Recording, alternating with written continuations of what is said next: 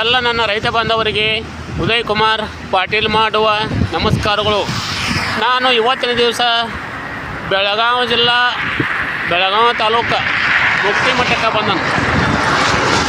ಯಾಕಂತಂದ್ರೆ ನಾನು ನಾಗರ ಪಂಚಮಿಯ ಅಮಾವಾಸ್ಯೆ ನಿಮಿತ್ತವಾಗಿ ನಾನು ಅಜ್ಜರಿಗೆ ದರ್ಶನಕ್ಕೆ ಬಂದನು.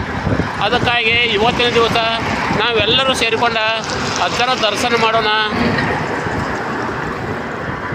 ಬರೀ ಮೊದಲ ಅಜ್ಜನ ದರ್ಶನ ಮಾಡೋಣ ಅಂತ. ನಂತರ ನಾವು ಕೈಲಾಸ ಮಂದಿರಕ್ಕೆ ಹೋಗಿ ಅಲ್ಲಿ ಶಿವ ಪಾರ್ವತರಿಗೆ ನಮಸ್ಕರಿಸೋಣ. ಮೊದಲೀಗ ಅಜ್ಜರ ದರ್ಶನ ಮಾಡೋಣ ಅಂತ ಬರ್ರಿ ಹೋಗೋಣ. ಈಗ ನಾವು ಕೈಲಾಸ ಮಂದಿರಕ್ಕೆ ಹೋಗ್ಬೇಕಾದ್ರೆ ಮೊದಲನೇದಾಗಿ ಈ ಕೈಲಾಸ ಪರ್ವತವನ್ನು ದಾಟೇ ಹೋಗ್ಬೇಕು. ನೋಡತ್ತೇವಲ್ಲ, ಇದು ಕೈಲಾಸ ಪರ್ವತ.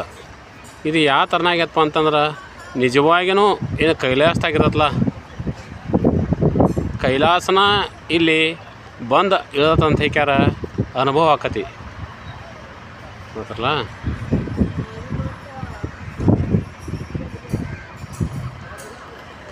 ಕೈಲಾಸದೊಳಗೆ ದೇವಾನ ದೇವತೆಗಳು ಬಂತು, ಆಮೇಲೆ ಎಲ್ಲ ನಮೂನೆ ಲಿಂಗಗಳು ಬಂತು, ಆಮೇಲೆ ಎಲ್ಲ ಪ್ರಾಣಿ ಅಂತಂತಂದ್ರೆ ಇಲ್ಲಿ ನಾವು ಹುಲಿನೂ ನೋಡ್ಬೋದು, ಆಮೇಲೆ ನವಿಲು ನೋಡ್ಬೋದು, ಆಮೇಲೆ ಏನು ವನ್ಯ ಮೃಗಗಳು ಅದಾವಲ್ಲ ಅವೆಲ್ಲ ಈ ಕೈಲಾಸ ಪರ್ವತದಾಗ ಇವು ನಮಗೆ ತದ್ರೂಪ ಇಲ್ಲಿ ನೋಡೋಕೆ ಸಿಗ್ತಾವೆ.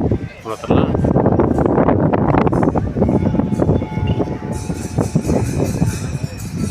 ಪರ್ವತ ಭಾಳ ಅದ್ಭುತ ಆಗೈತಿ. ಆಮೇಲೆ ಈ ಪರ್ವತ ನಮಗೆ ನೋಡೋಕೆ ಆಕಾಶಕ್ಕನ ಹತ್ತೈತೆ ಅನ್ನೋಗತ್ತೆ ನಮಗೆ ಅನಿಸ್ತತಿ. ಈಗ ನಾವು ಮುಂದೆ